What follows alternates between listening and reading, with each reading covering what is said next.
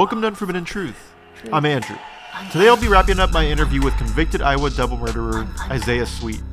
Here's the conclusion to my interview with Isaiah Sweet. What was your entire thought process like when it came to the court proceedings, when you had to go to court and stand in front of a judge? Did you, I know you said you really didn't know what was going on, but... Let me tell you, if I knew then what I know now, I can say I probably would have figured out a way to get manslaughter. I really think that I could have played on the jury hard enough to get manslaughter and to get them to sympathize. And that's what these trial proceedings are all about. That's what trial is in America, unfortunately. This isn't about right or wrong.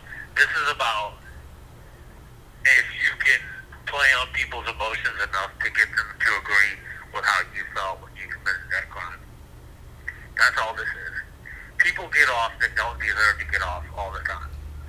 Everybody knows that O.J. Simpson killed somebody, but he got off because him and his attorneys were able to play on people's minds and stuff.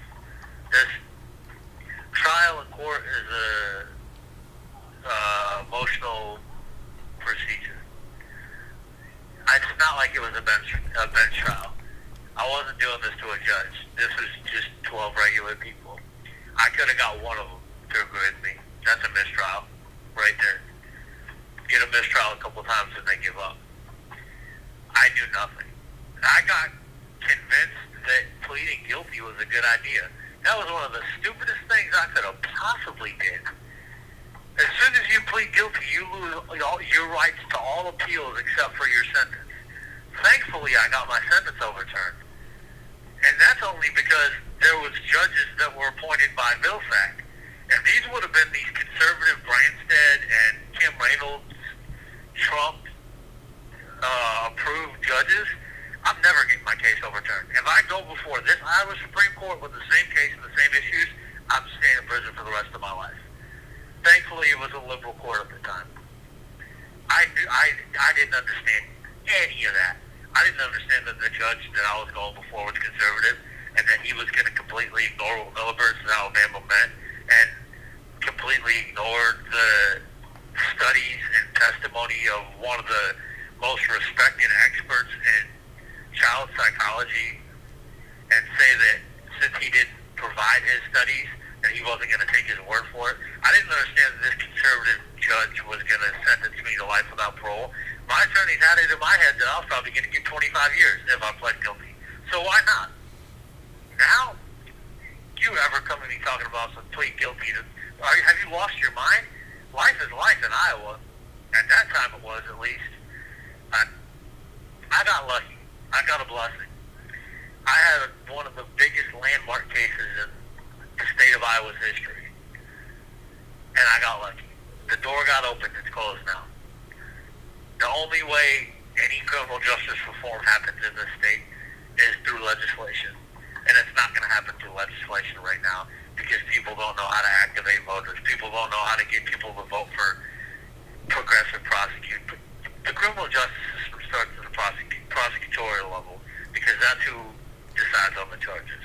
What they do in the state of Iowa and many states is they're going to overcharge you. And when they overcharge you, you're going to be facing time that is terrifying to you, especially if you've never been involved in the criminal justice system. I'm facing life without parole. Brandon Ehlers is facing life without parole. He didn't do anything to deserve life without parole. But they overcharged him, scared him, got him to testify, and gave him a plea deal. And the plea deal was a lot closer to what he actually did than what the initial charge was. When they overcharge you, you're going to get scared, and then you're going to take the plea deal. The plea deal is going to actually be what you did. And what was his ultimate sentence? 18 years. He got a 10-year sentence, a 5-year sentence, a 2-year sentence, and a 1-year sentence. And he's out of prison now. Are you in contact with him to this day? Absolutely not. I will never talk to somebody that helped me get a life sentence. How did you feel when you were handed down your life sentence at the age of 17 years old? What was going through your head? I thought it was a joke. I thought it was a game. I really didn't understand it. I was like, okay, cool, whatever. I knew that was going to happen. Like, they told me 25 years was a possibility and all that, but I knew it was going to happen. I stood up in front of the court and told the judge, I want an opportunity for parole, but only if I'm ready for it. I don't want to get out of prison if I don't feel like I'm ready for it. And I meant that. He didn't take it into account. He didn't care. He's conservative. The prosecutor's conservative. The prosecutor needs to get reelected in that county. So he's going to try to blow my head off. If you think him and the judge aren't friends, then they're not co-conspirating. And then the public defenders that they see every day, that they go to the bar with after court proceedings, if you think that's not something's not fucked up about that, then you're confused. I was in a losing situation, automatically. Do you remember what the bus ride was like on your way to prison after being sentenced? It was actually in a sheriff's car. It's funny, all the deputies, I'm a very charismatic person.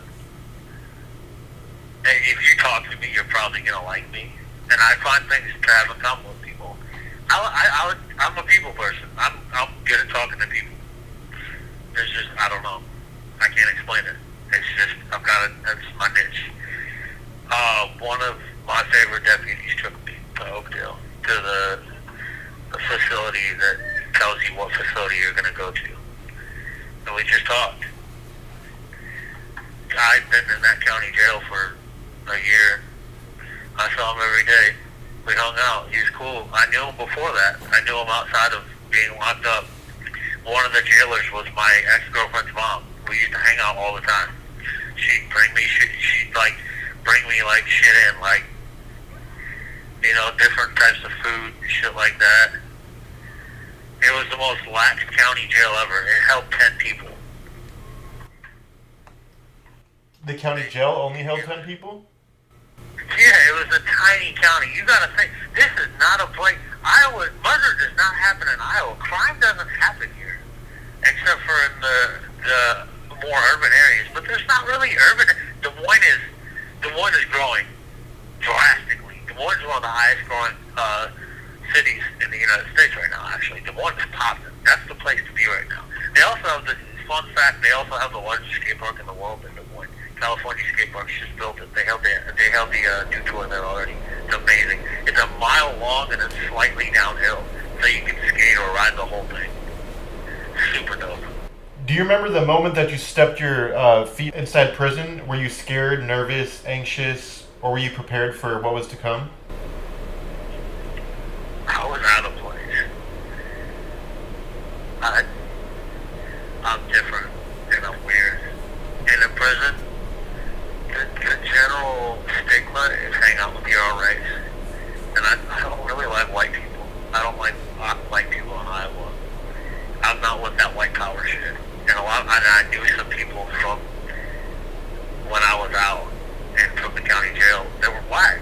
So I just hung out with black guys, Mexicans, white dudes. I hung out with whoever the fuck I wanted. I don't do the whole stick with your race, white power bullshit. That shit's corny to me. It doesn't make any sense. Most of my friends are black. I don't care. I grew up around that kind of culture.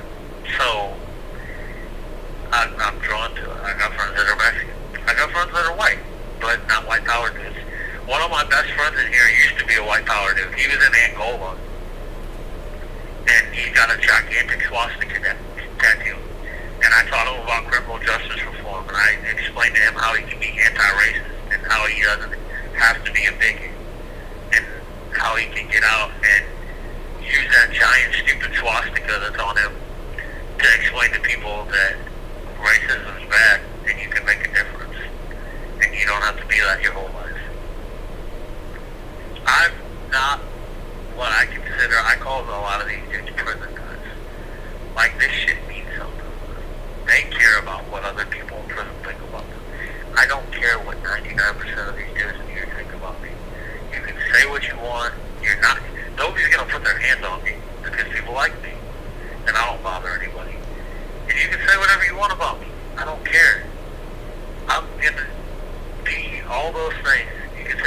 bad about me you want. But I'm not going to be in prison. I'm getting out. This isn't my life. Therefore, I don't care about it. This is temporary. This stuff doesn't matter to me. A lot of these dudes, this is their life. They're never leaving here. It's important to them. And that attitude rubs off on a lot of the other guys that aren't going to be here forever. And they start to think it's important to them. That's where all the violence comes from. I don't get involved in shit. I'm weird. I walk around by myself, but I mean, everybody says what's up to me. Everybody says hi. I'm personable with everybody.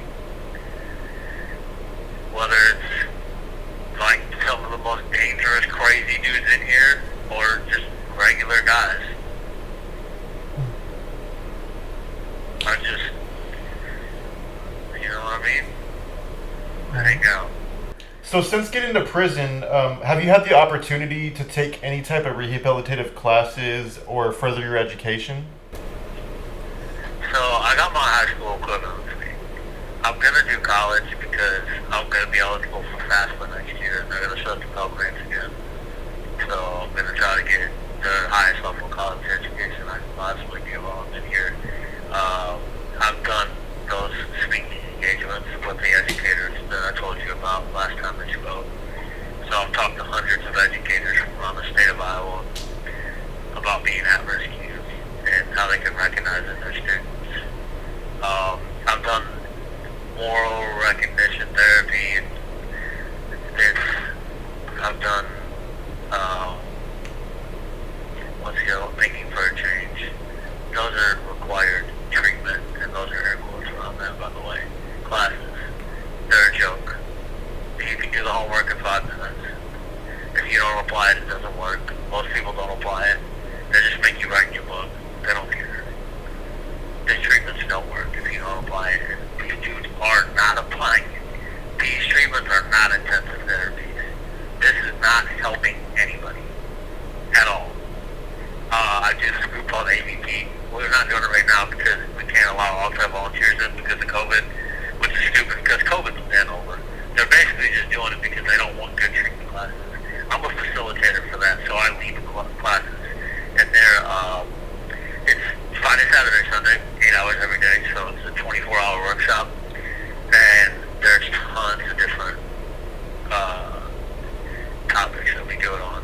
From parenting to prison, power, what is a man, anger, happiness, sadness, and you just get in touch with these feelings and these things and figure out how to deal with them in a way where it's not going to cause conflict in your life. And you do role-playing situations, and you actually sit in a group and you talk to people and people listen. That's the only thing in here that's treatment-wise that I will stand by. Because when you go down there, for some reason, when you sit in that stupid little circle, I thought it was such a joke when I started it, and it's not. When you sit in that stupid little circle, I've seen the toughest face tattoo gangbangers sit down there in that dumb little circle and cry. For some reason, when you get down there, it's not prison anymore, and you just become a human being.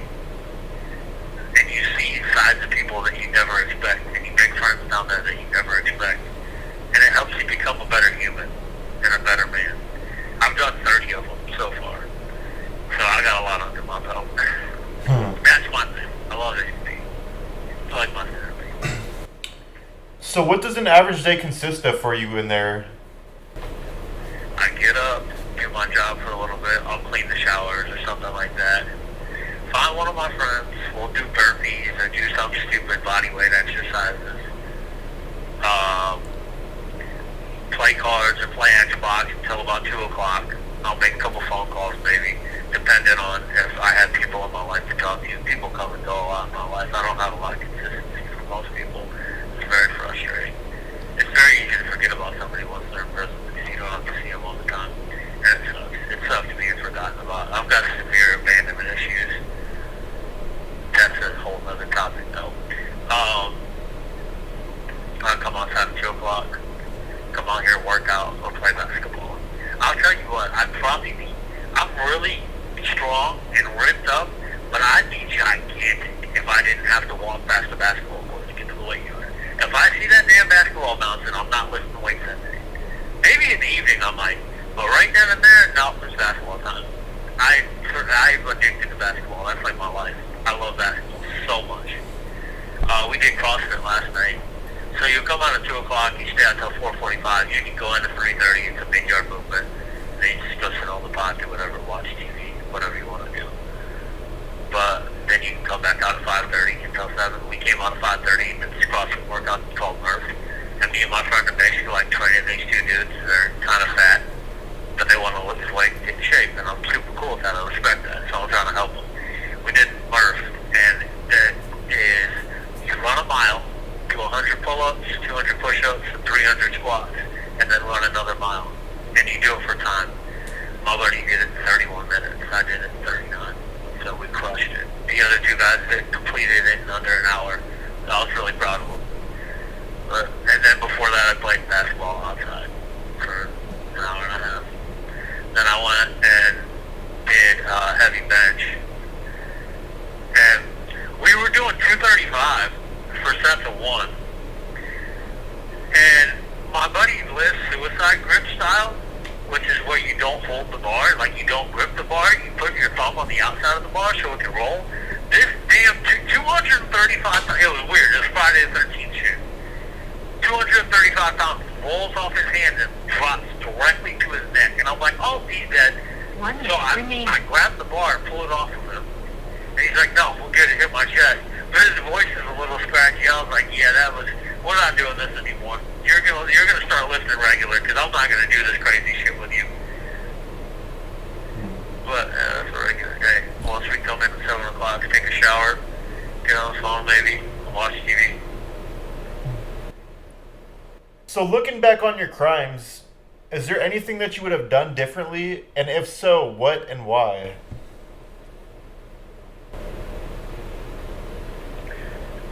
I don't know. I don't like to think outside of reality. I just kind of deal with what really is. I was in such a fucked up place mentally, and I really didn't know who I was as a person at the time, that I honestly couldn't tell you what was happening to me at that time, or what could have happened. I don't know what could have been. Maybe I could have went to the University of Pennsylvania and been an Ivy League guy. My test scores were high enough. If I would have applied myself and had somebody behind me that believed in me, then I probably could have been something. I'm still gonna be something, but it's just gonna be a little bit later on in life. Do you feel you're ready for a release right now? If you were to get a, parole date, say next week? In many senses, yes. If you let me out right now, I wouldn't harm anybody. I wouldn't be a threat to the community. But there's things that I need. There's things that I need help with, and things that I need to know. I've never paid a bill in my life. I've never had a house. I've never had a car payment. I've never had health insurance. I've never had a real job. And we're just going to expect me to figure all this out by myself. Mentally, I'm ready, yeah. But there's a lot of things I don't understand.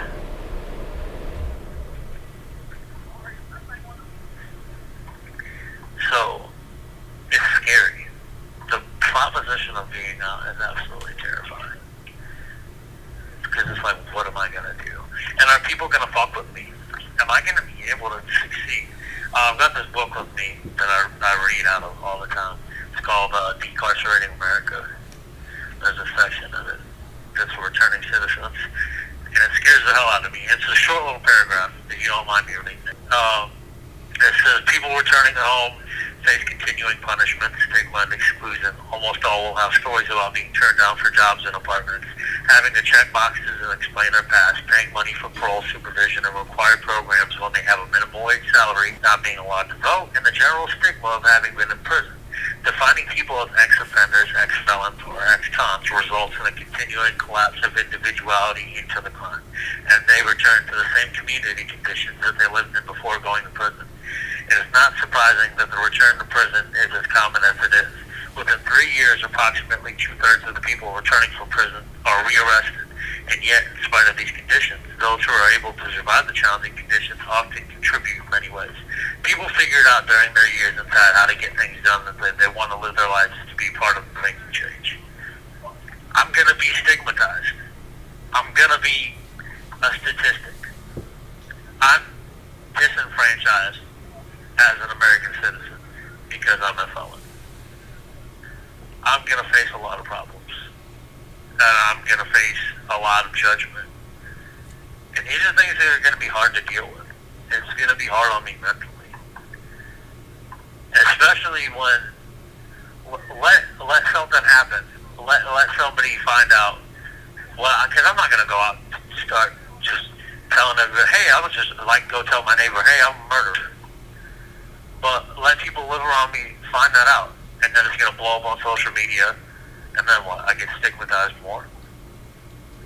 When all I'm trying to do is be a better person. There's going to be so many people against me. But that negativity and the hate and the stigmatisms are where I thrive off of. I want to show people that I'm not that. I'm not going to be a statistic. I'm not going to recidivate. I don't care if I have to work 16 hours a day to make it work. I'm going to make it work. It's going to be hard. It's going to suck. But anything's better than this. So before we wrap this interview up, is there anything that you'd like to talk about that we haven't covered yet? I think that criminal justice reform is one of the most important things that should be happening right now. And due to misinformation and the continuing collapse of the American democracy that's happening before our eyes, it's probably not going to happen. Like I said, a door opened for me, and the door is closed now. We're going to continually go backwards for a while here. The United States Supreme Court is incredibly conservative. Roe v. Wade is going to get overturned. Same-sex marriage will probably get overturned. For all we know, interracial marriage could get overturned. Because that's also a judicial decision. That didn't just happen. And people don't understand this. People are living in the disinformation age. Statistically, disinformation has spread on social media 6 times faster than actual truth. And that's a scary fact. And there's no governance over these social media platforms and these places and things that are leading people to believe the wrong stuff. Our society is failing before our eyes, and if people don't start understanding that, we could completely collapse and a civil war could happen. There's scary things happening in this country and in this world right now. And people are so wrapped up in themselves and their phone and social media and shit that doesn't matter that they don't understand it. The economy is going in the backwards direction. Global warming and climate change is definitely a thing, and there's not enough being done about it. We're drilling holes into the earth and depleting all the natural resources that we have. We're chopping down rainforests. For what? And now there's some people starting to realize it, but it's too late. Polar ice caps are melting. Climate change is real. There's super storms going on. Like, there's so many bad things happening, and people are worried about if Donald Trump or Joe Biden gets elected. Like it's a gigantic difference. I don't agree with this society and how things are. There's so many people in emotional turmoil. You gotta take into account that mentally, the way that we evolved, we were in tribal societies initially, and we evolved into bigger communities. But now tribalism is becoming a thing because depending on what part of the country you're in, if you Google, say, COVID is, the first thing that's going to pop up is bad or not real. and anti-vaxxer bullshit if you're in a conservative state. If you're in a democratic area, it's going to say you need to go get a vaccine. COVID's the worst thing in the world. And it's that easy to create division within the United States and within people. And people don't want to come together, and they don't want to help each other anymore. And there's so much negativity and hate and terrible things being spread throughout this country. And it scares the shit out of me to have to get out and have to deal with all that. And I know all this stuff, and a lot of people don't. So many people are ignorant to it. My mom being one of them, unfortunately. And it sucks that I know it, because I've got to look at other people that don't know it, and I have to figure out how to deal with that. They don't want to know. And most of them aren't going to be willing to be educated and be changed. So how do you deal with that? I can't change the world. I fully understand that. But the biggest thing that I want to do with my life is be able to change the world that I live in. Whatever community I'm in, I want to make it a better place. I want people to understand what's happening. And I want to be able to spread positivity and make change. It sucks to know all these things, all these bad things that are happening, but somebody has to know it because somebody has to be willing to make a change. Whether it's me making sacrifices and not really having much and pouring whatever money I can get into fundraising for raising awareness about the fact that there's not proper education in areas with poverty, or air quality is lower in Section 8 areas. And that's why black people have health problems more often than white people, because there's smog and all that bullshit. I don't care what it is. Whatever community I'm in, the bad things I want to make good. No matter how hard it is.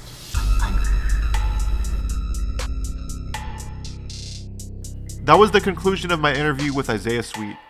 If you like what you heard, be sure to hit that thumbs up button, subscribe, leave a review, and head on over to unforbiddentruthpodcast.com to access all the podcast links and social media platforms. Thank you for listening. See you on the next one.